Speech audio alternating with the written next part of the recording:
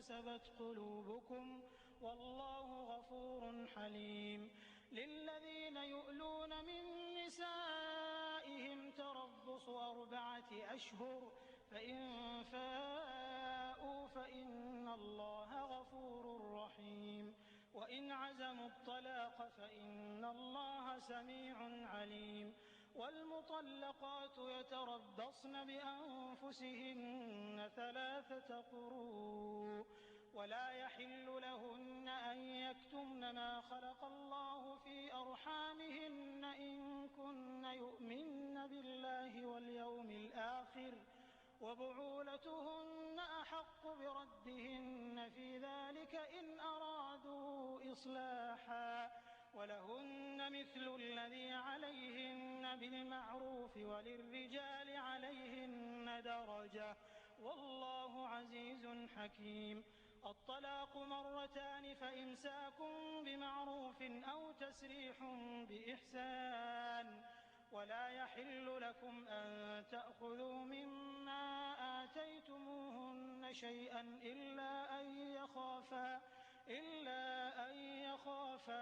ألا يقيما حدود الله فإن خفتم ألا يقيما حدود الله فلا جناح عليهما فيما افتدت به تلك حدود الله فلا تعتدوها ومن يتعد حدود الله فأولئك هم الظالمون. فإن طلقها فلا تحل له من بعد حتى تنكح زوجا غيره فإن طلقها فلا جناح عليهما أن يتراجعا إن ظنا أن يقيما حدود الله وتلك حدود الله يبينها لقوم يعلمون. وإذا طلقتم النساء فبلغن أجلهن فأمسكوهن بمعروف أو سرحوهن بمعروف ولا تمسكوهن ضرارا لتعتدوا ومن يفعل ذلك فقد ظلم نفسه ولا تتخذوا آيات الله هزوا واذكروا نعمة الله عليكم وما أنزل عليكم من الكتاب والحكمة يعظكم به واتقوا الله واعلموا أن الله بكل شيء عليم. وإذا طلقتم النساء فبلغن أجلهن فلا تعضلوهن أن ينكحن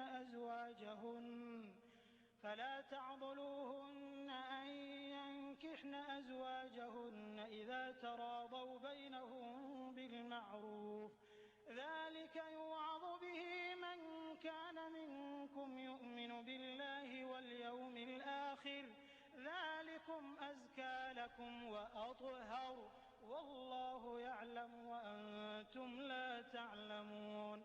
والوالدات يرضعن أولادهن حولين كاملين لمن أراد أن يتم الرضاعة وعلى المولود له رزقهن وكسوتهن بالمعروف لا تكلف نفس إلا وسعها لا تضار والدة بولدها ولا مولود له بولده وعلى الوارث مثل ذلك فإن أرادا فصالا عن تراض منهما وتشاور فلا جناح عليهما وإن أردتم أن تسترضعوا أولادكم فلا جناح عليكم إذا سلمتم ما آتيتم بالمعروف واتقوا الله واعلموا أن الله بما تعملون بصير. والذين يتوفون منكم ويذرون أزواجا يتربصن بأنفسهن 4 أشهر وعشرا فإذا بلغن أجلهن فلا جناح عليكم فيما فعلن في أنفسهن بالمعروف والله بما تعملون خبير. ولا جناح عليكم فيما عرضتم ارتبتم به من خطبة النساء أو أكننتم في أنفسكم علم الله أنكم ستذكرونهن ولكن لا تواعدوهن سرا إلا أن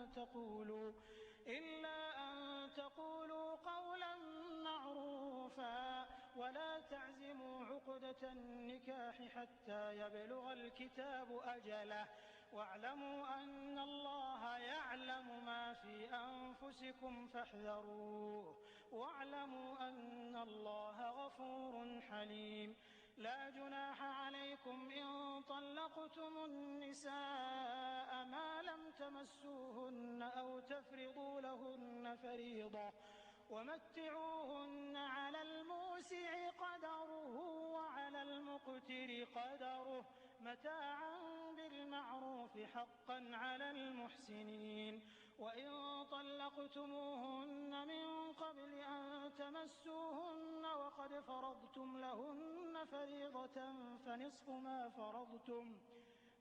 ما فرضتم إلا أن يعفون أو يعفو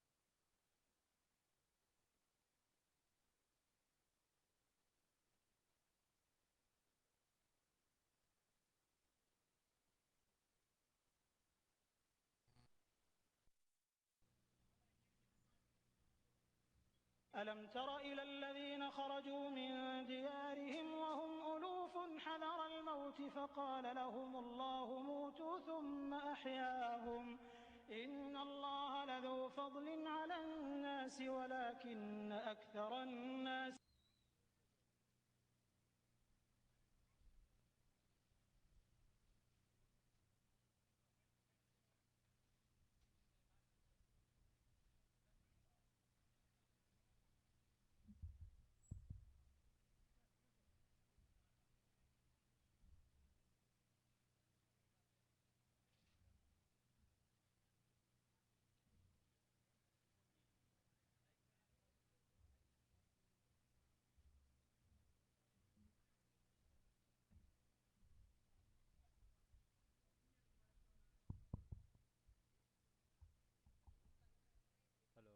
Hello, my test you on.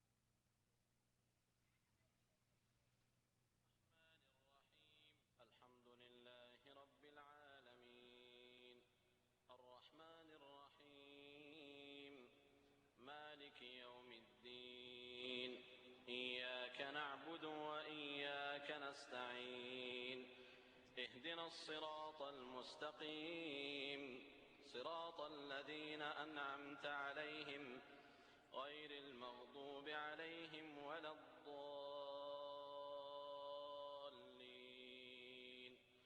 آمين.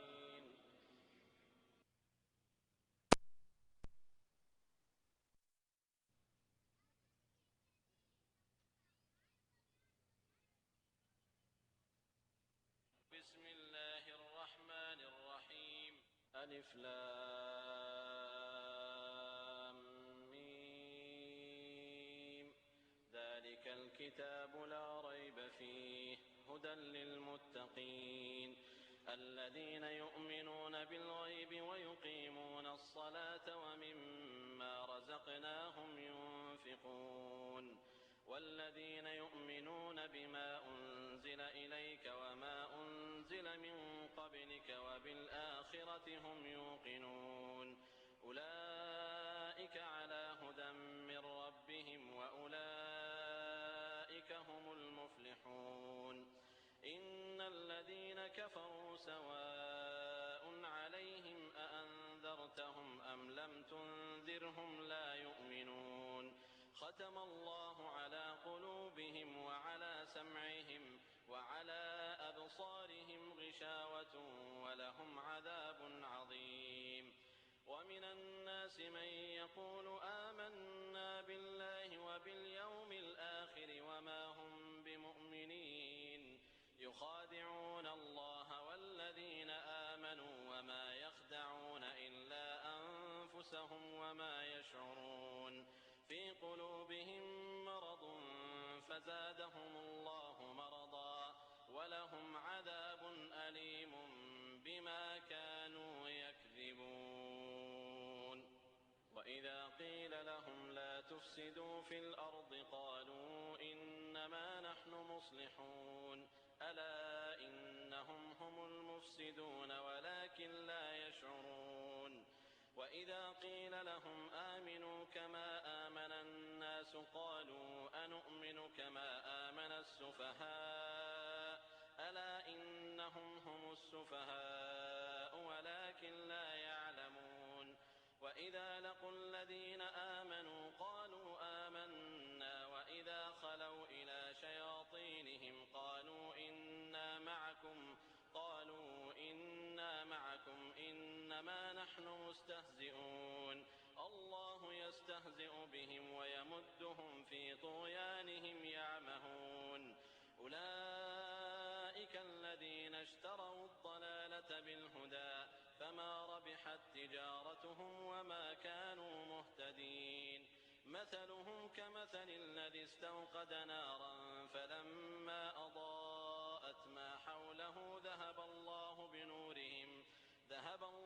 بنورهم وتركهم في ظلمات لا يبصرون صم بكم عمي فهم لا يرجعون أو كصيب من السماء فيه ظلمات ورعد وبرق يجعلون أصابعهم في آذانهم من الصواعق حذر الموت والله محيط بالكافرين يكاد البرق يخطف أبصارهم كلما أضاء لهم مشوا فيه وإذا أظلم عليهم قاموا ولو شاء الله لذهب بسمعهم وأبصارهم إن الله على كل شيء قدير يا أيها الناس اعبدوا ربكم الذي خلقكم والذين من قبلكم لعلكم تتقون الذي جعل لكم الأرض فراشا والسماء بناء وأنزل من السماء ماء فأخرج به من الثمرات رزقا لكم فلا تجعلوا لله أندادا وأنتم تعلمون وإن كنتم في ريب مما نزلنا على عبدنا فأتوا بسورة من مثله وادعوا شهداءكم من دون الله إن كنتم صادقين فإن لم تفعلوا ولن تفعلوا فاتقوا النار التي وقودها الناس والحجارة أعدت للكافرين وبشر الذين آمنوا وعملوا الصالحات أن لهم جنات تجري من تحتها الأنهار كلما رزقوا منها من ثمرة رزقا قالوا هذا الذي رزقنا من قبل وأتوا به متشابها ولهم فيها أزواج مطهرة وهم فيها خالدون إن الله لا يستحيي أن يضرب مثلا ما بعوضة فما فوقها فأما الذين آمنوا فيعلمون أنه الحق من ربهم وأما الذين كفروا فيقولون ماذا أراد الله بهذا مثلا يضل به كثيرا ويهدي به كثيرا وما يضل به إلا الفاسقين الذين ينقضون عهد الله من بعد ميثاقه ويقطعون ما أمر الله به أن يوصل ويفسدون في الأرض أولئك هم الخاسرون كيف تكفرون بالله وكنتم أمواتا فأحياكم ثم يميتكم ثم يحييكم ثم إليه ترجعون هو الذي خلق لكم ما في الأرض جميعا ثم استوى إلى السماء فسواهن 7 سماوات وهو بكل شيء عليم وإذ قال ربك للملائكة إني جاعل في الأرض خليفة قالوا أتجعل فيها من يفسد فيها ويسفك الدماء ونحن نسبح بحمدك ونقدس لك قال إني أعلم ما لا تعلمون وعلم آدم الأسماء كلها ثم عرضهم على الملائكة فقال أنبئوني بأسماء هؤلاء إن كنتم صادقين قالوا سبحانك لا علم لنا إلا ما علمتنا إنك أنت العليم الحكيم قال يا آدم أنبئهم بأسمائهم فلما أنبأهم بأسمائهم قال ألا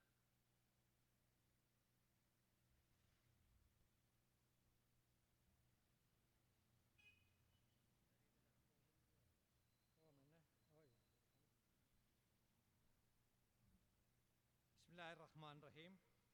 நல்லாட்சிக்கான மக்கள் இயக்கத்தின் இந்த பொதுக்கூட்டத்தை ஆரம்பிக்கும் முகமாக மாணவன் ஃபஹீம் அவர்கள் கிராத் ஓதுவார்கள்.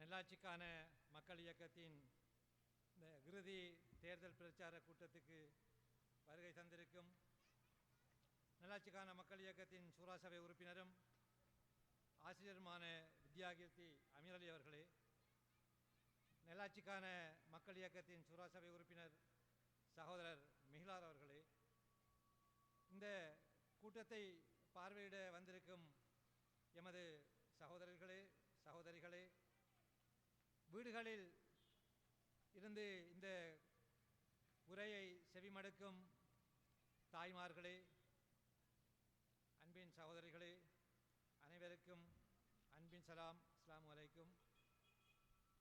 நல்லாட்சிக்கான மக்கள் இயக்கத்தின் இறுதி தேர்தல் பிரச்சார கூட்டம் இந்த இடத்தில் இப்போது ஆரம்பித்து வைக்கப்பட்டுள்ளது. தொடர்ச்சியாக இந்த நிகழ்வில் கலந்து கொள்வதற்காக பிரதம பேச்சாளர்களாக பொறியியலாளர் அப்துல் ரஹ்மான் அவர்களும் டாக்டர் ILM ரிபாஸ் அவர்களும் சகோதரர் அஷேக் ஃபிர்தௌஸ் நலிமி அவர்களும் இங்கு உரையாற்ற இருக்கின்றார்கள். நல்லாட்சிக்கான மக்கள் இயக்கத்தை பொறுத்தளவில் கடந்த 2006ஆம் ஆண்டு தொடக்கம் இந்த பகுதியில் தனது சமூக நல நடவடிக்கைகளை அது மேற்கொண்டு வருகின்றது. ஒரு நாகரிகமான அரசியல் கலாச்சாரம் ஒன்றை உருவாக்கும் நல்ல நோக்குடன் இஸ்லாமிய வரையறைக்கு உட்பட்ட வகையில் நல்லாட்சிக்கான மக்கள் இயக்கம் 2006ஆம் ஆண்டிலிருந்து தமது அரசியல் பணிகளை தொடராக மேற்கொண்டு வருகின்றது. காத்தாங்குடியில் ஆரம்பிக்கப்பட்ட எமது இயக்கத்தின் நடவடிக்கை 2012ஆம் ஆண்டு மாகாண சபை தேர்தல் அறிவிக்கப்பட்டதன் பின்னர் அம்பாறை மாவட்டம், திருகோணமலை மாவட்டம் ஆகிய 2 மாவட்டங்களுக்கும் எமது நடவடிக்கைகள் விஸ்தரிக்கப்பட்டுள்ளன. நாங்கள் அந்த 2 மாவட்டங்களிலும் தற்போது நல்லாட்சிக்கான மக்கள் இயக்கம் சார்பாக போட்டியாளர்களை நிறுத்தியுள்ளோம். அந்த மாவட்டத்தில் உள்ள மக்கள் எமது கொள்கையை ஆவலுடன் வரவேற்கின்றார்கள். வைத்தியர்கள், பொறியியலாளர்கள், உலமாக்கள், மாணவர்கள், வர்த்தகர்கள் என்று தொடர்ச்சியாக அலை அலையாக எமது இயக்கத்தின் கொள்கையின்பால் அவர்கள் ஈர்க்கப்பட்டு வருகின்றார்கள். 2012ஆம் ஆண்டு தற்போது நடைபெறவிருக்கும் இந்த மாகாண சபை தேர்தல் இன்னும் 1.5 வருடங்கள் காலம் இருக்கும் நிலையில் அரசாங்கத்தால் தற்போது அந்த தேர்தல் மக்களின் தலையில் திணிக்கப்பட்டுள்ளது. இந்த தேர்தலுக்காக தேர்தல் திணைக்களம் சுமார் 600 மில்லியன் ரூபாய்களை, அதாவது பொதுமக்களின் பணத்தை தான் இந்த தேர்தலுக்காக அரசாங்கம் செலவிட்டுள்ளது. ஏன் இந்த அரசாங்கம் 1.5 வருடம் காலத்துக்கு முன்னாலே இந்த தேர்தலை அறிவித்தது என்பது ஒரு ஆச்சரியமான விடயமல்ல. காரணம், வெளிநாடுகளில் தொடர்ச்சியாக தற்போதைய அரசாங்கத்துக்கு இருந்து வரும் நெருக்குவாரங்கள், ஐக்கிய நாடுகள் சபையில் தொடர்ச்சியாக அரசாங்கத்துக்கு கொடுக்கப்படும் அழுத்தங்கள் காரணமாக அரசாங்கம் தற்போது தனது பெரும்பான்மையை காட்ட வேண்டிய ஒரு துர்ப்பாக்கிய நிலையில் உள்ளது. ஆனால் மக்கள் மிகவும் மோசமான பொருளாதார சிக்கலுக்கு மத்தியில் வாழ்ந்து கொண்டிருக்கும் இந்த நிலையில் அவர்களால் தேர்தலை எண்ணி பார்க்க முடியாது என்று இருந்தாலும் மக்கள் இப்போது ஒரு நேர்மையான, ஒரு இஸ்லாமிய வரையறைக்கு உட்பட்ட வகையில் ஒரு புதிய அரசியல் கலாச்சாரத்தை நோக்கி தற்போது அணிதிரண்ட வண்ணம் உள்ளனர். நாட்டின் பொருளாதாரத்தை பொறுத்தளவில் தற்போது எமது நாடு வெளிநாட்டு பிரயாணிகளின் வருகையில்தான் ஓரளவு பொருளாதாரத்தில் தன்னிறைவை கண்டிருந்தாலும் ஏனைய விடயங்களில் எமது நாடு மிகவும் மோசமான பொருளாதார சிக்கல்களை எதிர்நோக்கி வருகின்றது. இலங்கையை ஆசியாவில் ஆச்சரியமான நாடாக தான் மாற்றப் போகின்றேன் என்று ஜனாதிபதி கூறினாலும் நாட்டில் ஏற்பட்டிருக்கும் வறுமை, பொருளாதார சிக்கல் என்பன இந்த நாட்டை விட்டு நூற்றுக்கணக்கான மக்கள் ஒவ்வொரு நாளும் வெளியேற வேண்டிய ஒரு துர்ப்பாக்கிய நிலையை அவர்கள் இருக்கின்றார்கள். எமது உயிருக்கு ஆபத்து இருப்பது என்பது தெரிந்தும் அவர்கள் அந்த கிறிஸ்மஸ் தீவை நோக்கி செல்கின்றார்கள் என்று சொல்லி சொன்னால் அவர்கள் இங்கு ஒரு சிக்கலான நிலையை அவர்கள் எதிர்நோக்கின்றார்கள் என்பதுதான் வெளிப்படை. இந்த நிலையில்தான் தற்போது இந்த அரசாங்கம் இந்த கிழக்கு மாகாண சபை தேர்தலை மக்கள் மத்தியில் தற்போது மக்களின் தலையில் சுமத்தியுள்ளது. தற்போது ஏற்பட்டிருக்கும் இந்த வாழ்க்கை செலவு கடந்த ஒரு கிழமைக்கு முன்னால் நாம் கொண்டாடிய அந்த பெருநாள் காலப்பகுதியில் பெருநாளைக்கு 2 தினங்களுக்கு முன்னாலே அரசாங்கம் திடீரென்று அறிவித்தது இறக்குமதி செய்யப்படும் உருளைக்கிழங்குக்கு 20 ரூபாயும் இறக்குமதி செய்யப்படும் வெங்காயத்துக்கு 20 ரூபாயும் என்கின்ற வரியை திடீரென்று அரசாங்கம் அறிவித்தது. அரசாங்கத்துக்கு இங்கே சிறுபான்மை மக்கள் பெருநாள் கொண்டாடும் ஒரு நிகழ்வு இருப்பது தெரிந்தும் ஏன் 2 நாட்களுக்கு முன்னால் அந்த வரியை மக்கள் மீது சுமத்தியது என்பதை நீங்கள் தெளிவாக ஆராய வேண்டும். இப்படித்தான் தொடர்ச்சியாக அப்பப்போது எரிவாயு, பெட்ரோல், மண்ணெண்ணெய் போன்ற பொருட்களுக்கும் அரசாங்கம் இரவோடு இரவாக விலையை உயர்த்திய வண்ணம் இருக்கின்றது. இருந்தும் கூட அந்த நிறுவனங்கள் பெட்ரோலியம் கார்ப்பரேஷன், எரிசக்தி அமைச்சு போன்ற பிரதான அரசு நிறுவனங்கள், அமைச்சுக்கள் தொடர்ந்து நஷ்டத்தில் தான் ஓடுகின்றன என்பது நாம் அறிந்த உண்மை. தற்போது எதிர்வரும் 8ஆம் தேதி நாம் சந்திக்க போகும் இந்த தேர்தல் நெல்லாட்சிக்கான மக்கள் இயக்கம் கடந்த 10க்கு அதிகமான பொதுக்கூட்டங்களில் உங்களுக்கு எமது தெளிவான கொள்கைகளை எமது சூரா சபை உறுப்பினர்கள் உங்களுக்கு தொடர்ச்சியாக வழங்கி வந்தார்கள். மேலும் பல இந்த தேர்தல் சம்பந்தமான விசேட உரைகளையும் எதிர்காலத்தில் சிறுபான்மை சமூகம் எதிர்நோக்கும் எமது சூரா சபை உறுப்பினர்கள் உங்கள் மத்தியில் உரையாட காத்திருக்கின்றார்கள். எனவே அனைத்து சகோதரர்களும் இந்த பொதுக்கூட்டம் முடியும் வரை இங்கு நடைபெறும் உரைகளை செவிமடுத்து செல்லுமாறு கூறி எனது தலைமை உரையை முடிக்கின்றேன்.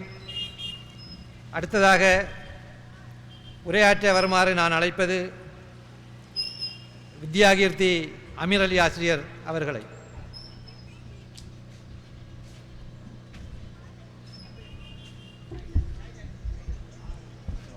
பிஸ்மில்லாஹிர் ரஹ்மானிர் ரஹீம். நல்லாட்சிக்கான மக்கள் இயக்கத்தின் இந்த இறுதி தேர்தல் பிரச்சார கூட்டத்திற்கு தலைமை தாங்கிக் கொண்டிருக்கின்ற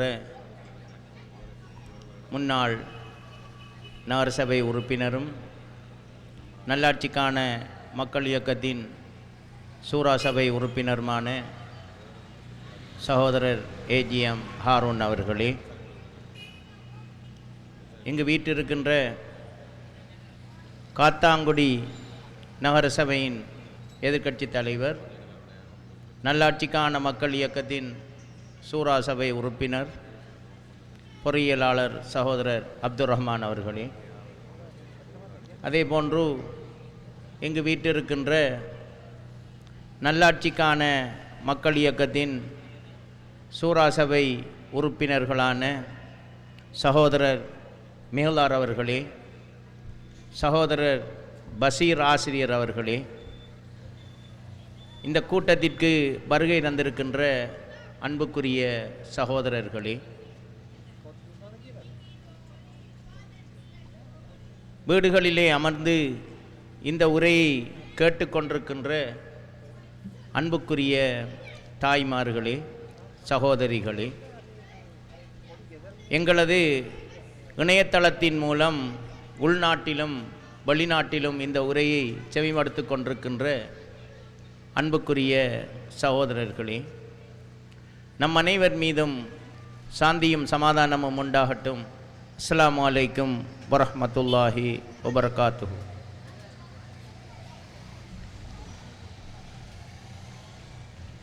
எதிர்வரும் 8ஆம் தேதி நடைபெற இருக்கின்ற இந்த மாகாண சபை தேர்தல் தொடர்பான இறுதி பிரச்சார கட்டத்துக்கு நாங்கள் வந்திருக்கின்றோம். புனித ரமலான் முடிந்த இந்த குறுகிய கால இடைவெளியில் எங்களது சகோதரர்கள் இந்த தேர்தல் தொடர்பான விடயங்களை மக்கள் முன் கொண்டு வருவதற்காக மிகுந்த பிரயாசை எடுத்திருக்கின்றார்கள். ஒரு சத்தியத்துக்கும் அசத்தியத்துக்குமான ஒரு போராட்டம் இங்கு உரைகள் மூலமாக நடந்து முடிந்திருக்கின்றது. அன்புக்குரிய சகோதரர்களே, இந்த குறுகிய இடைவெளிக்குள் நாங்கள்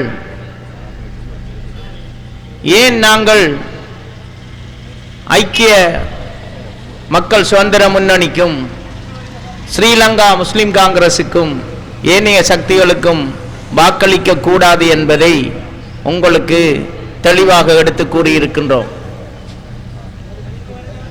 இந்த நாட்டிலே இன்றிருக்கின்ற பொருளாதார ரீதியான சுமைகள், அவற்றை தாங்கிக் கொள்ள முடியாது எங்கள் மக்கள் படுகின்ற அவலங்கள், யுத்தம் இந்த நாட்டிலே நிறைவு பெற்ற பின்னர் கூட தொடர்ந்து எங்கள் மக்கள் மீது சுமத்தப்படுகின்ற இந்த சுமைகள் பற்றி நாங்கள் விரிவாக உங்களுக்கு எடுத்து கூறியிருக்கின்றோம். இது தவிர இந்த காலகட்டத்திலே முஸ்லிம் சமூகம் எதிர்நோக்கி இருக்கின்ற பல்வேறுபட்ட பிரச்சனைகளை நாங்கள் உங்களுக்கு எடுத்து கூறியிருக்கின்றோம். எங்களது பாரம்பரிய பூமிகளிலே ஏற்பட்டிருக்கின்ற அவல நிலை, எமது மக்கள் அகதிகளாக்கப்பட்டிருக்கின்ற அவல நிலை, தற்பொழுது கூட தங்களது வாழ்விடங்களுக்கு சென்று வாழ முடியாத அவல நிலை, எங்களது காணிகள் பல்வேறுபட்ட காரணங்களால் பறிக்கப்பட்ட அவல நிலை போன்றவற்றை உங்கள் முன்னே நாங்கள் கூறியிருக்கின்றோம். எல்லாவற்றுக்கும் சிகரம் வைத்தாற் போன்று இன்று எங்களது மத உரிமைகளில் எவ்வாறான கைங்கரியங்கள் நடைபெற்று வருகின்றன என்பதையும் மிகவும் திட்டத் தெளிவாக நாங்கள் கூறி வந்திருக்கின்றோம். அன்புக்குரிய சகோதரர்களே, இதன் காரணமாக நீங்கள் ஏன் ஐக்கிய மக்கள் சுதந்திர முன்னணிக்கு வாக்களிக்க கூடாது என்பதை நாங்கள் தெளிவாக உங்கள் முன்னே நிரூபித்திருக்கின்றோம். இது ஒரு புறம் இருக்க, முஸ்லிம் சமுதாயத்தின் உரிமைகளை பாதுகாப்போம் என்று 1980களிலே இருந்து எங்கள் முன்னே வந்த கட்சி சுயநலம் காரணமாக எப்படி துண்டு துண்டாக போனது என்பதையும், அவர்கள் தங்களது பதவி ஆசை, பொருளாசை காரணமாக எப்படி தங்களுக்குள்ளே சண்டையிட்டுக் கொண்டு முஸ்லிம் சமுதாயத்தை கூறுகளாக்கி பிரதேசவாதம், இனவாதம் என்ற இந்த விஷம சக்திகளுக்குள்ளால் முஸ்லிம் சமூகத்தை இழுத்துக் கொண்டு சென்று இன்று எந்த நிலையில் எங்களை கொண்டு வந்து நிறுத்தி இருக்கின்றார்கள் என்பதையும் நாங்கள் தெளிவாக உங்கள் முன்னே எடுத்துக்காட்டி இருக்கின்றோம். இவையெல்லாம் ஒரு புறம் இருக்க, எங்களது உள்ளூர் அரசியல்வாதிகள் எப்படிப்பட்ட சுயநலவாதிகளாக நடந்து வந்திருக்கின்றார்கள் என்பதையும் தெளிவாக உங்கள் முன்னே நாங்கள் வலியுறுத்தி வந்திருக்கின்றோம்.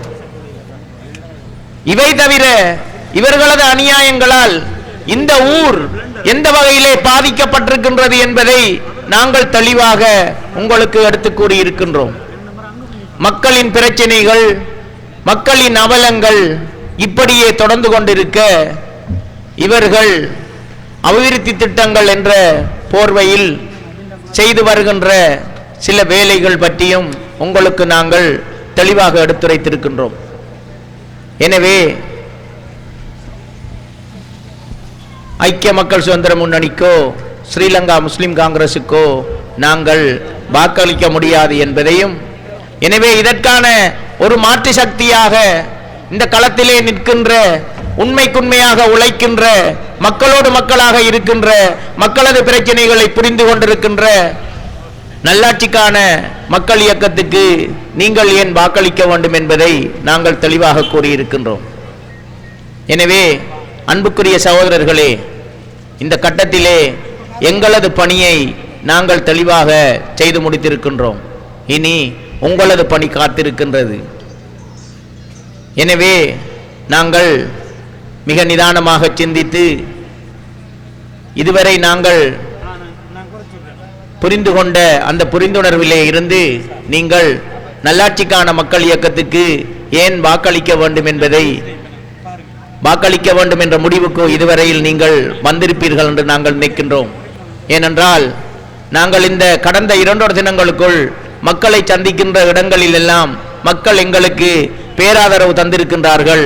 அவர்களது முகத்திலே எங்களது உறுப்பினர்களை கண்டவுடன் ஏற்படுகின்ற மலர்ச்சி, அவர்கள் உண்மைக்குண்மையாக இந்த மண்ணிலே ஒரு பாரிய மாற்றம் ஒன்றை விரும்புகின்றார்கள் என்பதை நாங்கள் தெளிவாக புரிந்து கொண்டுள்ளோம். எனவே அந்த மக்களுக்காக நன்றி கூற வேண்டிய ஒரு கடமையும் எங்களுக்கு இருக்கின்றது என்று கூறி, இன்ஷா அல்லாஹ் எதிர்வருகின்ற தேர்தலிலே நாம் அனைவரும் நமக்காக எங்களது இரட்டை கொடி சின்னத்துக்கு வாக்களித்து அதன் மூலம் எங்களுக்கு கிடைக்கின்ற பிரதிநிதித்துவங்களை பயன்படுத்தி இந்த சமூகம் எதிர்காலத்திலே ஒரு சிறந்த சமூகமாக, உரிமைகளை பெற்றுக்கொண்ட சமூகமாக, தங்களது உரிமைக்காக தலை நிமிர்ந்து நின்று குரல் கொடுக்கின்ற ஒரு சமூகமாக, தங்களது பிரச்சனைகளை தாங்களே பார்த்து கொள்கின்ற ஒரு சமூகமாக மாறுவதற்கு எல்லாம் வல்ல அல்லாஹ் உதவி செய்ய வேண்டும் என்று பிரார்த்தித்து விடைபெறுகின்றேன். நன்றி. அஸ்ஸலாமு அலைக்கும்.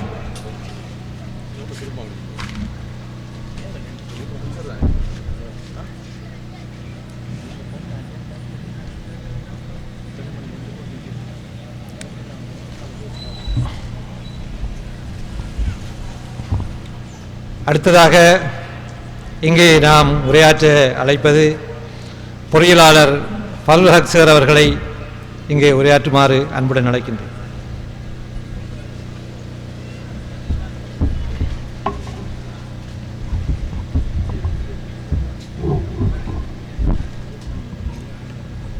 பிஸ்மில்லாஹிர் ரஹ்மானிர் ரஹீம்.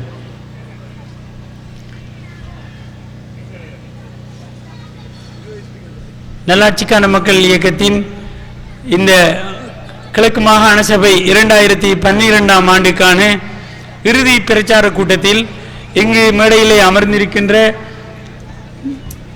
எமது சூரா சபை உறுப்பினர் வித்யா கீர்த்தி அமீர் அலி ஆசிரியர் அவர்களே, எமது நகர சபை உறுப்பினர் பொறியியலாளர் அல்ஹாஜ் எம் அப்துல் ரஹ்மான் அவர்களே, எமது சூரா சபை உறுப்பினர் ஏஜிஎம் ஹாரூன் அவர்களே மற்றும் சூரா சபை உறுப்பினர்களான பசீர் சார் அவர்களே, மாகாண கணக்காளர் ஜுஹைர் அவர்களே, சகோதரர் மிஹிலார் அவர்களே மற்றும்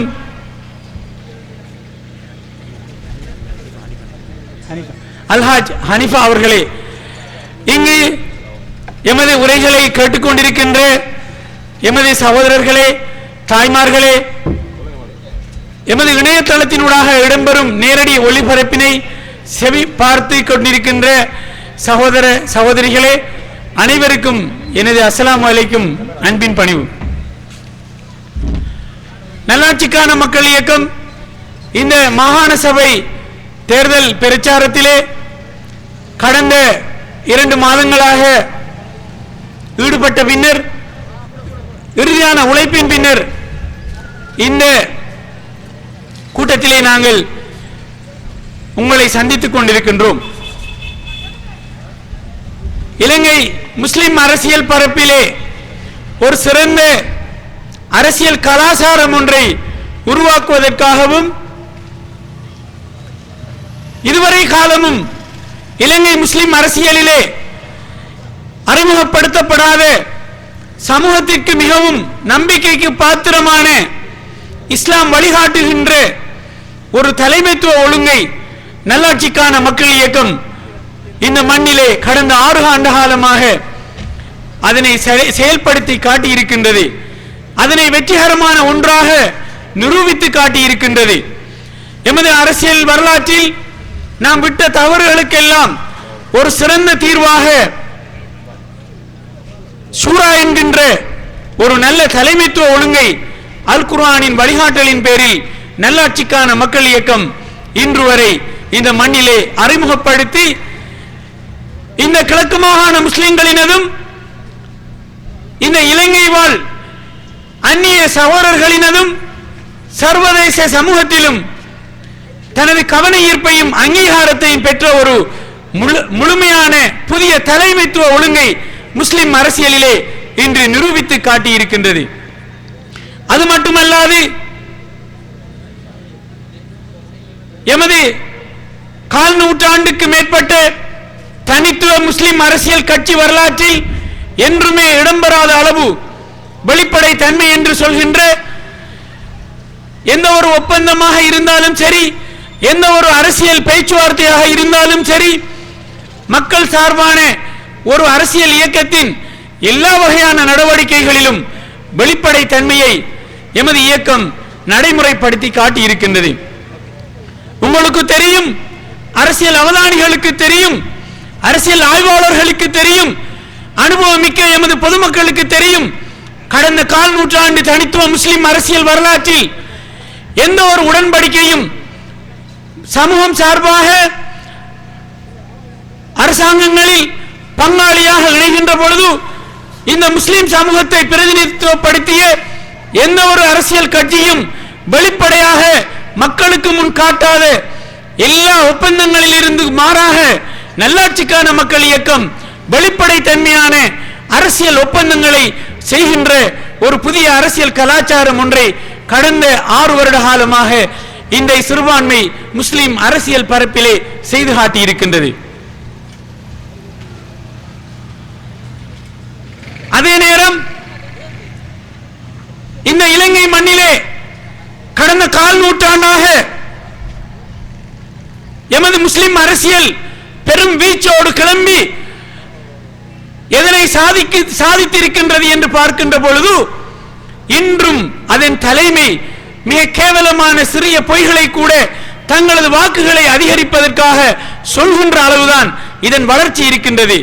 ஆனால் அல்ஹம்துலில்லாஹ் இதுவரை நடந்திருக்கின்ற அத்தனை பொது தேர்தல் பொதுமக்கள் சந்திப்பிலும் எமது தனிப்பட்ட சிறிய பிரச்சார கூட்டங்களிலும் பெண்களுடனான நேரடி சந்திப்புகளிலும் இந்த நல்லாட்சிக்கான மக்கள் இயக்கம் ஒரு பொய்யை கூட தனது பிரச்சார உக்தியாக இதுவரை சொல்லியதில்லை. ஆனால் எமது அரசியல்வாதிகள், எமது அரசியல் தலைவர்கள் அனைவருமே இன்று வரை, இன்று நள்ளிரவு 12 மணி வரை தங்களது பிரச்சார உக்தியாக பொய்யை தவிர அவர்களிடம் எதுவுமே இல்லை. ஒன்று, உண்மைகளை மறைத்து பேசுகிறார்கள். 2, உண்மைகளை திரிவுபடுத்தி பேசுகிறார்கள். 3, முற்றிலும் உண்மைக்கு புறம்பான பொய்யை பேசுகிறார்கள். 4, அவர்களது கற்பனைகளில் உதிக்கின்ற அப்பட்டமான யதார்த்தம் இல்லாத, விஞ்ஞான பூர்வம் இல்லாத அத்தனை கட்டுக்கதைகளையும் அவர்கள் மக்களுக்கு முன் பரப்புகிறார்கள். இது தவிர 6வதாக தங்களது அரசியல் வங்குரோத்து நிலைமை காரணமாக தங்களது மேடை பிரச்சார உக்தியாக மக்களுக்கு எது அரசியல் விழிப்பூட்டுவதற்கும் அரசியலுக்கும் அப்பாற்பட்ட விடயங்களோ அவைகளை பேசிக் கொண்டிருக்கின்றார்கள். இவை எந்த ஒரு அரசியல் பரிமாணத்தையும் பெருமதியையும் சுமக்காத மிகவும் கேலி கூத்தான விடயங்களை அரசியல் பிரச்சார கருத்துக்களாக மக்களுக்கு மத்தியில் இவர்கள் பேசிக் கொண்டிருக்கின்றார்கள். இவற்றுக்கெல்லாம் அப்பாற்பட்ட நிலையில் நல்லாட்சிக்கான மக்கள் இயக்கம் மிக தெளிவான உண்மைகளை மாத்திரமே இதுவரை நடந்த அத்தனை தேர்தல் பிரச்சார கூட்டங்களிலும் மக்கள் முன் சொல்லி உண்மைக்கு உண்மையாக பேசி மக்களை விழிப்பூட்டுவதை மாத்திரமே எமது தேர்தல் மூலதனமாக கொண்டு நல்லாட்சிக்கான மக்கள் இயக்கம் இயங்கிக் கொண்டிருக்கிறது என்றால் எமது சிறுபான்மை முஸ்லிம் அரசியலிலே ஒரு மீளெழுச்சிக்கான ஒரு பயணத்திற்கான ஒரு சிறந்த அத்திவாரத்தை நல்லாட்சிக்கான மக்கள் இயக்கம் விட்டிருக்கிறது. அது மட்டுமல்ல, நல்லாட்சிக்கான மக்கள் இயக்கம் ஒரு அரசியலிலே பாரிய அனுபவமிக்க ஒரு அரசியல் கட்சியாக மக்கள் இயக்கமாக இல்லாத போதும் அதன் பிரச்சார உத்திகள் இன்று அரசியலிலே பலம் திண்டு கொட்டை போட்ட அரசியல்வாதிகளை பீதி பிடிக்க வைத்திருக்கிறது. உங்களுக்கு தெரியும், இன்றைய தேதி வரை நல்லாட்சிக்கான மக்கள் இயக்கம் குறைந்தது 5000க்கு மேற்பட்ட எமது தாய்மார்களை சகோதரிகளை முகத்துக்கு முன் நேரடியாக சந்தித்து பிரச்சாரம் செய்திருக்கிறது. இவர்கள் எந்த ஒரு அரசியல்வாதியாலும் எந்த ஒரு அனுபவம் மிக்க அரசியல்வாதியாலும் இவ்வாறான ஒரு பிரச்சாரத்தை செய்ய முடியவில்லை. நல்லாட்சிக்கான மக்கள் இயக்கம் பல பொது தேர்தல் மேடைகளை போட்டிருக்கின்றது. அதிகமான தேர்தல் மேடைகளின் ஊடாக மக்களை விழிப்பூட்டி இருக்கின்றது. நேரடியாக மக்களை சந்தித்து மக்களுடைய பிரச்சனைகளை பற்றி அவர்கள் எதிர்நோக்குகின்ற அரசியல் ரீதியான அனைத்து வீழ்ச்சியையும் பற்றி மக்களுக்கு தெளிவூட்டி இருக்கின்றது. இவ்வாறான ஒரு பாரிய அரசியல் பிரச்சார வியூகத்தை கொண்டதாக இதுவரை நல்லாட்சிக்கான மக்கள் இயக்கம் இந்த தேர்தல் களத்திலே மிகுந்த ஆளுமையோடு பெருவீச்சோடு செயல்பட்டிருக்கின்றது. அது மட்டுமல்ல, நல்லாட்சிக்கான மக்கள் இயக்கம் இன்று இந்த அரசியலை இதுவரை செய்து தங்களது சொந்த இலாபங்களுக்காக மாத்திரம் இதன் மூலமாக கிடைத்த பதவிகளையும் இந்த அரசியல் மூலமாக மக்கள் அளித்த ஆணையையும் பயன்படுத்தி இந்த சமூகத்திற்கு என்ன அநியாயங்களை செய்திருக்கிறார்கள் என்பதை ஆவணம் மூலம் மக்களுக்கு வெளிக்கொண்டு வந்து காட்டியிருக்கின்றது. இவ்வாறான தனது பிரச்சார யுக்திகளினூடாகவும் நல்லாட்சிக்கான மக்கள் இயக்கத்துடைய விசேடமான சிறப்பம்சங்களூடாகவும் இன்று அரசியல் பரப்பிலே ஒரு ஆளுமை மிக்க ஒரு புதிய மாற்றீடாக ஏனைய அரசியல் கட்சிகளை பின்தள்ளிவிட்டு நல்லாட்சிக்கான மக்கள் இயக்கம் வீறு நடை கொண்டு செயல்பட்டுக் கொண்டிருக்கின்றது. அன்புக்குரிய சகோதரர்களே, நல்லாட்சிக்கான மக்கள் இயக்கத்தின் வளர்ச்சி என்பது இன்று திருகோணமலை முதல் பொத்துவில் வரை எமது அரசியல்வாதிகளுக்கு பெரும் சவாலாக இருக்கின்றது. இதன் காரணமாகத்தான் சகோதரர் அமீர் அலி அவர்கள் பயப்படுகிறார்கள், சகோதரர் ரவுப் ஹக்கீம் அவர்கள் பயப்படுகிறார்கள், ஏனைய அரசியல்வாதிகள் மிகவும் பயப்படுகிறார்கள். என்ன காரணம்? நல்லாட்சிக்கான மக்கள் இயக்கத்தின் வளர்ச்சி இன்று மக்களால் ஏற்றுக்கொள்ளப்பட்ட ஒன்றாக இருக்கிறது. காரணம், ஒரு இளைஞனாக இருந்தால் அவன் தன்னை சத்தியத்தின் பக்கம் தனது சமூகத்தில் சவால்கள் நிறைந்திருந்த போதும் கூட அவன் உண்மையை சொல்பவனாக அதற்காக போராடுபவனாக இருக்க வேண்டும். இதுதான் ஒரு இளைஞனுக்குரிய ஆளுமை, அவனுக்கு நல்ல பெயர், அல்லது ஒரு இளைஞனுக்கு தான் பெருமைப்படக்கூடிய ஒரு விடயமாக இருக்கும். மாறாக நல்லாட்சிக்கான மக்கள் இயக்கத்தின் வருகைக்கு முன்னால் இந்த ஊரிலே இளைஞர்கள் வன்முறைக்காக பயன்படுத்தப்பட்டார்கள். இந்த ஊரிலே இளைஞர்கள் போஸ்டர் ஒட்டுவதற்காக பயன்படுத்தப்பட்டார்கள். பெரும் இளைஞர் சக்தி என்பது இந்த ஊரிலும் இந்த கிழக்கு மாகாண அரசியலிலும் மிக மோசமாக துஷ்பிரயோகம் செய்யப்பட்டது. ஆனால் இன்று கணிசமாக அது குறைந்திருக்கிறது என்றால் இது நல்லாட்சிக்கான மக்கள் இயக்கம் அரசியலை இன்று கவனமாக காய் நகர்த்தி இளைஞர்களை விடுவித்திருக்கிறது. இன்னும் சில விலை விட்டக்கூடிய இளைஞர்கள் இந்த அரசியல்வாதிகளுக்கு விலை போய் கொண்டிருக்கின்றார்கள். அதற்கு நல்ல உதாரணம் தான் கடந்த வாரம் என்னுடைய பிரத்யேக வாகனம் அதன் கராஜிலே நிறுத்தப்பட்டிருந்த பொழுது தாங்கிக் கொள்ள முடியாத சில இளைஞர்கள், இந்த அரசியல்வாதிகளால் பிழையாக வழி நடத்தப்படுகின்ற இளைஞர்கள் அதனை தாக்கி இருக்கின்றார்கள். நான் உறுதியாக நம்பினேன், இவ்வாறான ஒரு தாக்குதலை என்னுடைய வாகனத்துக்கு இந்த ஊரிலே எந்த ஒரு இளைஞனும் செய்ய மாட்டான் என்கின்ற உறுதியான நம்பிக்கை எனக்கு இருந்தது. காரணம், இந்த ஊரிலே மிக பரவலான வன்முறைக்கு எதிரான எழுச்சி ஏற்பட்டிருக்கிறது. துரதிர்ஷ்டவசமாக இந்த தேர்தலிலே ஒரு பொறியியலாளர் ஷிப்லி என்கின்ற சகோதரர் இந்த தேர்தலில் இறங்கி இருந்தும் கூட ஏன் அவர் இன்னும் தனக்கு பின்னால் இருக்கின்ற இளைஞர்களை ஏன் வன்முறையில் இருந்து விடுவிக்க அவரால் முடியவில்லை? என்ன காரணம்?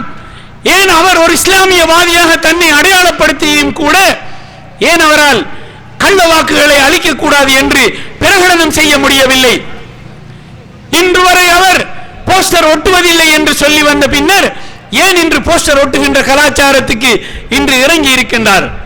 இதற்கெல்லாம் ஒரு நியாயம் இருக்கிறது. காரணம், அத்திவாரம் இல்லாத எந்த ஒரு அரசியல் தீர்க்க தரிசனமும் இல்லாத இந்த அரசியல் கட்சிக்குள்ளே சென்று தன்னை அழித்துக் கொள்வதற்காக இவர்கள் முன் வந்திருக்கின்றார்கள். மக்கள் இதை பற்றி கவனமாக இருக்க வேண்டும். எந்த ஒரு கடந்த கால அரசியல் தீர்க்க தரிசனமும் இல்லாமல் கடந்த கால அரசியலிலே எந்த ஒரு காத்திரமான புத்திஜீவித்துவமான எழுத்துக்களையோ பேச்சுக்களையோ நடைமுறைகளையோ இவர்கள் கொண்டிருக்காமல் வெறும் விளையாட்டாக இந்த அரசியலை செய்வதற்கு வந்திருப்பது இறைவனிடம் எப்படி பதில் சொல்ல போகிறார்கள் என்கின்ற பயத்தை தோற்றுவித்திருக்கிறது. இதுவரை காலமும் சீரழிந்திருந்த இந்த அரசியலிலே அதற்கு முட்டுக் கொடுப்பதற்காகத்தான் இவர்களது பட்டங்களும் இவர்களும் இன்று பயன்படுத்தப்பட்டிருக்கின்றார்கள். இதற்காக இறைவனிடம் பதில் சொல்ல வேண்டிய ஒரு நாள் இருக்கிறது. அன்புக்குரிய சகோதரர்களே, நல்லாட்சிக்கான மக்கள் இயக்கத்திற்கு கடந்த 6 வருட காலமாக நீங்கள் அளித்த வாக்கு என்பது மிகவும் கௌரவமானது. இந்த முஸ்லிம் சமூகத்தின் அந்தஸ்தை உயர்த்துவதற்கும் உரிமைக்காக போராடுவதற்கும் உண்மைகளை எந்த மறைப்பும் இல்லாமல் சமூகத்திற்கு வெளிக்கொணர்வதற்குமாக இந்த வாக்குகளை நீங்கள் அளித்திருக்கின்றீர்கள். ஆனால் எதிர்வரும் 8ஆம் தேதி நீங்கள் அளிக்க இருக்கின்ற வாக்கு என்பது அதற்கும் அப்பால் சென்று பாரிய ஒரு அரசியல் வரலாற்றை உருவாக்குவதற்காக நீங்கள் வாக்களிக்க இருக்கின்றீர்கள். அதுதான் இன்ஷா அல்லாஹ் எதிர்வரும் இருக்கின்ற கிழக்கு மாகாண சபை அமைகின்ற பொழுது அதன் ஆட்சியின் பங்காளனாக இன்ஷா அல்லாஹ் நல்லாட்சிக்கான மக்கள் இயக்கம் இருப்பதற்கு இறைவனுடைய எல்லா வகையான அனுசரணையும் எல்லா வகையான உதவிகளும் எமக்கு இருக்கின்றது. எப்படி நாங்கள் அரசியலிலே இந்த அரசாங்கத்திலே அல்லது ஏனைய எதிர்க்கட்சிகளோடு சேர்ந்து ஆட்சி அமைப்போம் என்பதை மிக சுருக்கமாக நான் சொல்ல விரும்புகின்றேன். நல்லாட்சிக்கான மக்கள் இயக்கம் பகிரங்கமான ஒப்பந்தங்களை செய்து மாத்திரமே எம்மை யாரும் அழைக்கின்ற பொழுது ஆட்சியில் பங்காளனாக வர வேண்டும் என்று அந்த அழைப்பு நல்லாட்சிக்கான மக்கள் இயக்கத்தின் சூரா சபைக்கு வருகின்ற பொழுது நாங்கள் மிக பகிரங்கமான ஒப்பந்தங்களை செய்வோம். மக்களுடைய நலன்களை மாத்திரம் எமது ஒப்பந்தத்தின் ஷரத்தாக வைப்போம். நாங்கள் இழந்திருக்கின்ற பூமி, நாங்கள் இழந்திருக்கின்ற உரிமைகள், நாங்கள் இழந்திருக்கின்ற எமக்கு கிடைக்க வேண்டிய அத்தனை வகையான மீள்குடியேற்றங்கள் அனைத்தையும் பற்றி நல்லாட்சிக்கான மக்கள் இயக்கம் மிக தெளிவான உடன்படிக்கைகளை செய்யாமல் ஒருபொழுதும் எந்த ஒரு ஆட்சிக்கும் நாங்கள் துணை போக மாட்டோம். மாறாக தமது சலுகைகளுக்காக உயர்ந்தரக வாகனங்களுக்காக நல்லாட்சிக்கான மக்கள் இயக்கம் ஒரு பொழுதும் எந்த ஒரு ஒப்பந்தத்தையும் செய்யாமல் பின்கதவால் சமூகத்தை காட்டிக் கொடுக்கின்ற நடவடிக்கைகளை செய்யாது. கடந்த கால அரசியல் வரலாறு ஏதாவது ஒரு ஒப்பந்தத்தை நாங்கள் காட்ட முடியுமா? ஏதாவது ஒரு நம்பிக்கையை மிக தெளிவாக கடந்த கால அரசியலில் இருந்து நாங்கள் கற்றுக்கொண்டிருக்கின்றோமா? இல்லை. இதற்கு என்ன காரணம்? நாங்கள் அளித்த அத்தனை வாக்குகளையும் பயன்படுத்தி யார் பதவிக்கு சென்றார்களோ, எந்த கட்சி பதவிக்கு சென்றதோ அவர்களை நாங்கள் கேள்வி கேட்பதற்கு ஒரு உபாயம் இருக்கவில்லை. அவர்களை தட்டி கேட்கின்ற விழிப்புணர்வு மக்களிடம் இருக்கவில்லை.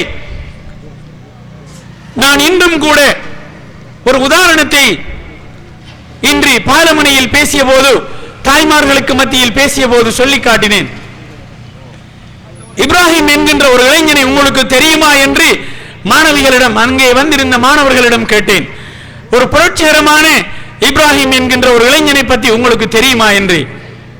எவரும் வாய் திறக்கவில்லை. சிலர் சங்கடப்பட்டார்கள். பிறகு சில தாய்மார்கள் விடையை விளங்கிக் கொண்டார்கள். ஆம், நீங்கள் சொல்வது இப்ராஹிம் அலைஹிஸ்ஸலாமை பற்றி நீங்கள் கேட்கின்றீர்கள் என்று சொன்னார்கள். இப்ராஹிம் என்கின்ற ஒரு இளைஞன் இருந்தான். அந்த இளைஞன் தன் சமூகத்தில் அநீதி தலைவிரித்தாடிய பொழுது, இறைவனுக்கு எதிரான ஷிர்க் தலைவிரித்தாடிய பொழுது அவன் தன்னந்தனியாக நின்று ஒரு போராட்டத்தை நடத்தினான். சிறிய சிலைகளை எல்லாம் உடைத்துவிட்டு அந்த ஆயுதத்தை பெரிய சிலையின் தலையில் கழுத்திலே போட்டான். அப்பொழுது அந்த ஊர் மக்கள் அவனுக்கு எதிராக கூடினார்கள். அவனுடைய தந்தை கேட்டார், ஏன் இதனை செய்தாய் என்று. அப்பொழுது அவர் சொன்னார், அந்த இளைஞன் சொன்னான், நீங்கள் இந்த பெரிய சிலையிடம் கேளுங்கள் என்று. எப்படி இந்த பெரிய சிலை வாய் திறந்து பேச முடியும் என்று அவர்கள் கேட்டார்கள். அப்பொழுது அவன் பகுத்தறிவு ரீதியாக அவர்களுக்கு உணர்த்தினான், இந்த சம்பவத்தை கூட உணர முடியாத இந்த சிலைகளையா நீங்கள் வணங்கிக் கொண்டிருக்கின்றீர்கள் என்று. ஆனால் இன்று அந்த இப்ராஹிமுடைய வரலாறு இன்று காத்தான்குடியில் தேவைப்படுகிறது, முஸ்லிம் அரசியலில் தேவைப்படுகிறது. அந்த பெரிய சிலை எங்கே இருக்கிறது? நாங்கள் 40 அடி உயரமான ஒரு டிஜிட்டல் சிலையை நிறுவி இருக்கின்றோம் இந்த காத்தான்குடியிலே. நேற்று நாங்கள் அனைவரும் பார்த்தோம், 3 தினங்களுக்கு முன்னால் பார்த்தோம். 40 அடி உயரமான கற்சிலைக்கு பதிலாக ஒரு டிஜிட்டல் சிலையை நிறுவினார்கள். இது நவீன யுகத்தின் சிலை. இஸ்லாத்தில் எங்கே இந்த சிலைகள் இருக்கிறது? தலைவருக்கு பெரிய சிலை, தலைவருக்கு சிறியவருக்கு இன்னும் ஒரு உருவப்படம், அபேட்சகருக்கு அதை விட சிறிய உருவப்படம். இந்த அந்தஸ்துகள் எல்லாம் எங்கே இஸ்லாத்தில் இருக்கிறது? இஸ்லாத்தில் மிக கேவலமான அரசியல் இவர்கள் முஸ்லிம்கள் என்ற பெயரில் இந்த சமூகத்திற்கு எதிர்காட்டிக் கொண்டிருக்கின்றார்கள்.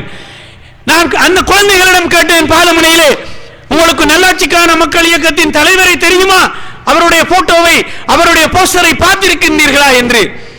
அவர்கள் ஆச்சரியத்துடன், குழந்தைகள் சந்தேகத்தின் பேரிலே யோசித்துக் கொண்டிருந்தார்கள். நாங்கள் இன்னும் தலைவருடைய போட்டோவை தலைவருடைய போஸ்டரை பார்க்கவில்லை என்று சொன்னார்கள். நான் சொன்னேன், பிறகு தாய்மார்கள் சொன்னார்கள், சிரித்தார்கள். ஏனென்றால் நல்லாட்சிக்கான மக்கள் இயக்கத்தின் தலைவருடைய எந்த பெரிய போஸ்டரும் 40 அடி சிலையும் நாங்கள் ஆட்சியிலே பங்காளராக இருந்தாலும் கூட ஒரு பொழுதும் வராது என்பதை அந்த தாய்மார்கள் தெளிவாக சொன்னார்கள். இது என்ன அரசியல் கலாச்சாரம்? வெட்கமில்லாத ஒரு அரசியல் கலாச்சாரம். இன்று மேடையை பார்த்தேன், ஜனாதிபதியுடைய பெரிய போஸ்டர், பின்னால் 2 போட்டோக்கள், அதுவும் ஜனாதிபதியுடைய போட்டோக்கள். இப்பொழுது எல்லோரும் ஓடிவிட்டார்கள் போல் இருக்கிறது. ஜனாதிபதியை தவிர மக்களிடம் காட்டுவதற்கு அவருடைய போட்டோவை தவிர, இந்த டிஜிட்டல் சிலைகளை தவிர எதுவுமே இல்லை. இதுவா இஸ்லாமிய அரசியல்? இதுவா முஸ்லிம் அரசியல்? இந்த அரசியலூடாக இந்த முஸ்லிம்களுடைய விடுதலை கிடைக்குமா? இந்த முஸ்லிம்களின் அரசியலிலே எமது இளைஞர்கள், சிறுவர்கள் இதனை கண்ணால் பார்த்து புரட்சிகரமான ஒரு அரசியலை வருங்காலத்தில் செய்ய போகிறார்களா? இது என்ன வங்குரோத்து அரசியல்? கவலையாக இருக்கிறது. இவர்கள் நல்ல காலம் ரசூலுல்லாவின் காலத்தில் இவர்கள் இருக்கவில்லை. இருந்திருந்தால் ரசூலுல்லாவுக்கு மிகப்பெரிய சிலையையும் சஹாபாக்களுக்கு அதைவிட சிறிய சிலையையும் இவர்களுக்கு ஒரு சின்னஞ்சிறிய சிலையையும் செய்திருப்பார்களாக்கும். நவுது பில்லாஹி மின்ஹா. இதுதான் இவர்களுடைய அரசியல் என்றால் இதை நாங்கள் எப்படி எமது குழந்தைகளுக்கு விட்டு வைப்பது? இதுதான் இந்த அரசியல் கலாச்சாரமாக இருந்தால் இதனை எப்படி நம்முடைய பிள்ளைகளுக்கு நாங்கள் கற்றுக் கொடுப்பது? எனவேதான் நல்லாட்சிக்கான மக்கள் இயக்கம் இது ஒரு புதிய உற்பத்தி பொருள். அன்புக்குரிய தாய்மார்களே, உலமாக்களே, இளைஞர்களே, சகோதர சகோதரிகளே, தயவு செய்து நீங்கள் விளங்காமல் இருந்திருந்தால் இன்று 5ஆம் தேதி 12 மணிக்கு முதல் 8ஆம் தேதி காலை 7 மணிக்கு முதல் மிக கவனமாக சிந்தித்து விளங்கிக் கொள்ளுங்கள் தயவு செய்து. இது கிழக்கு முஸ்லிம்களின் வரலாற்றில், இந்த இலங்கை முஸ்லிம்களின் வரலாற்றில், உலகில் வாழ்கின்ற சிறுபான்மை முஸ்லிம்களின் வரலாற்றில் மிகப்பெரிய முக்கிய புதிய நவீன அரசியல் படைப்பாக இது இருக்கிறது. இது ஒரு புதிய அரசியல் தத்துவமாக இருக்கிறது. New political philosophy. இதைத்தான் நாங்கள் திரும்ப திரும்ப சொல்லுகிறோம். நல்லாட்சிக்கான மக்கள் இயக்கத்திற்காக ஒரு உழைக்கின்ற ஒருவர் எந்த ஒரு காசுக்கும் விலை போகுவதில்லை. அதன் அரசியலிலே தெரிவு செய்யப்படுகின்ற நகர சபை உறுப்பினர்களோ, மாகாண சபை உறுப்பினர்களோ, எதிர்வருங்காலத்தில் பாராளுமன்ற உறுப்பினர்களோ ஒருபொழுதும் தங்களை வளர்த்துக் கொள்வதில்லை. ஆனால் ஒற்றுமையாக இருந்து தேர்தல் பிரச்சாரங்களை அவர்களால் நடத்த முடியவில்லை. ஸ்ரீலங்கா முஸ்லிம் காங்கிரஸ் எங்கே ஒற்றுமை இருக்கிறது? தலைவர் போய் சொல்கிறார், திருகோணமலை மாவட்டத்திலே நல்லாட்சிக்கான மக்கள் இயக்கம் காசை வாங்கிக் கொண்டு ஒற்றுமையை குலைக்கிறார்கள் என்று.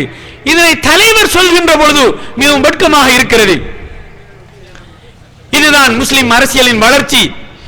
உங்களுக்கு தெரியும், கடந்த வெள்ளிக்கிழமை நல்லாட்சிக்கான மக்கள் இயக்கம் எமது சகோதரர் பிரதி அமைச்சர் ஹிஸ்புல்லா அவர்கள் ஒரு பாரிய பொய்யை சொன்ன போது பாக்கிர் ஆசிரியர் அவர்களோ ஜௌபர் கான் அவர்களோ இவ்வாறான பொய்களை மேடையில் உரைத்த பொழுது அதனை நிரூபிக்குமாறு கோரி நாங்கள் ஒரு சத்தியத்திற்காக அவர்களை அழைத்திருந்தோம். அது அல் குர்ஆன் கற்றுத் தருகின்ற ஒரு சத்தியம், முபாஹலா என்கின்ற சத்தியம். அந்த சத்தியத்தை நாங்கள் சூரா உறுப்பினர்கள் மாத்திரம் சென்று செய்ய முடியாது. அந்த சத்தியத்தை எதிர்த்து அல்லது சகோதரர் ஹிஸ்புல்லா அவர்கள் மாத்திரம் வந்து அந்த சத்தியத்தை செய்ய முடியாது. அவருடைய மனைவி குழந்தைகள் வர வேண்டும், எங்களுடைய பெண்களும் எங்களுடைய குழந்தைகளும் வர வேண்டும். இவ்வாறு தான் அல் குர்ஆன் சொல்கிறது.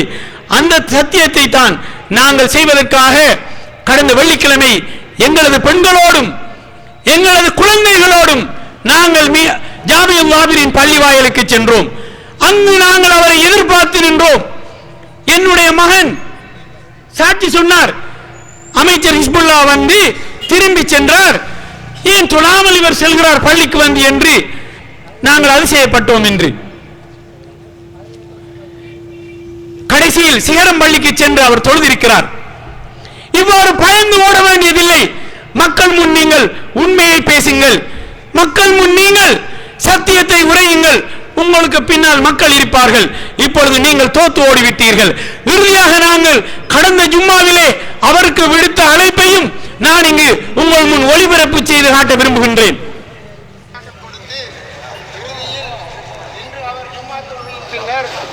தான் சொன்னது உண்மைதான் என நிரூபிக்க வேண்டும். அவர் அதற்காக வேண்டி சத்தியம் செய்ய வேண்டும் என்று நாங்கள் வேண்டியிருந்தோம். அவர் காத்தாங்குடியில் இருந்த போதும் கூட தான் சொன்ன அந்த பொய் குற்றச்சாட்டை அவர் நிரூபிக்க முடியாமல் தற்போது ஒளிந்து கொண்டிருக்கிறார்.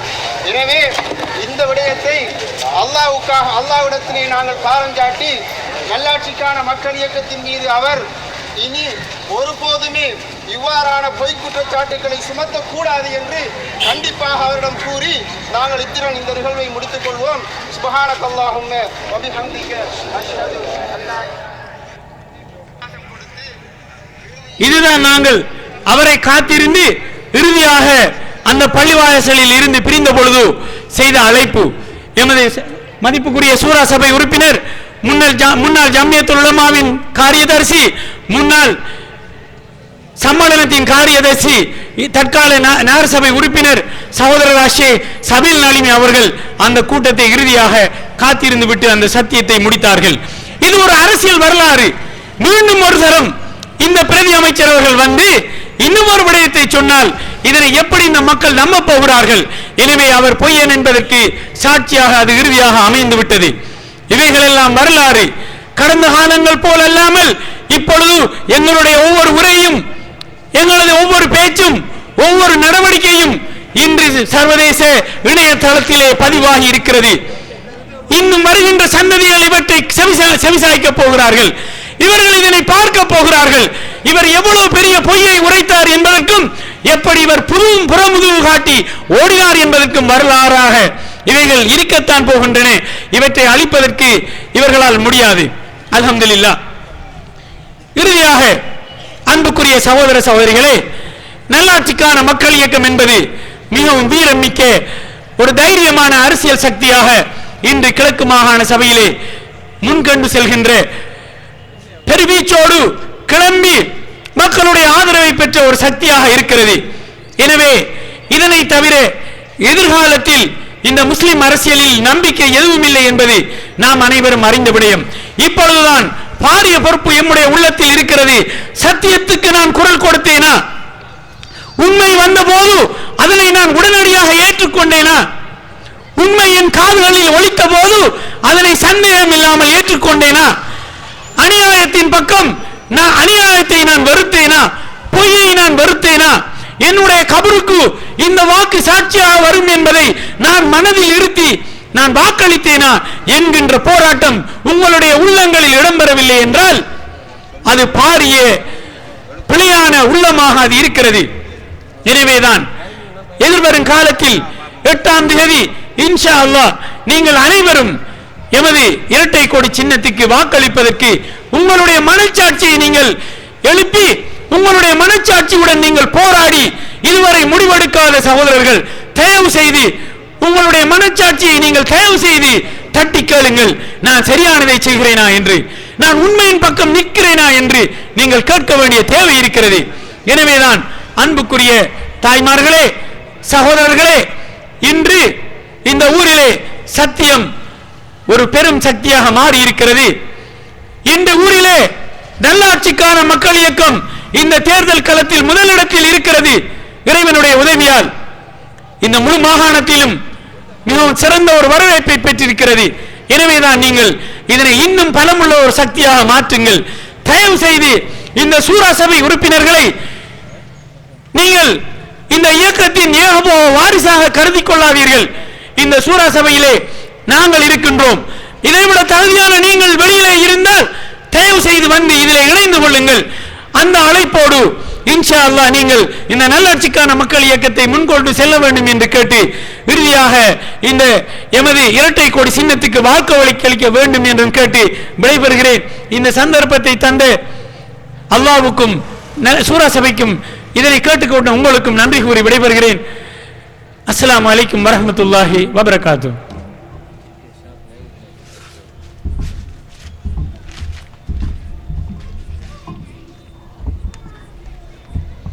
அடுத்ததாக நாம் இங்கே உரையாற்ற அழைப்பது வைத்திய முதுமானி டாக்டர் ILM ரிஃபாஸ் அவர்களை உரையாற்றுமாறு அன்புடன் அழைக்கின்றேன்.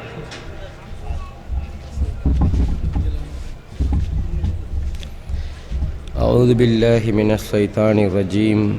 பிஸ்மில்லாஹிர் ரஹ்மானிர் ரஹீம். ரப்பி இஸ்ரஹ் லி சத்ரி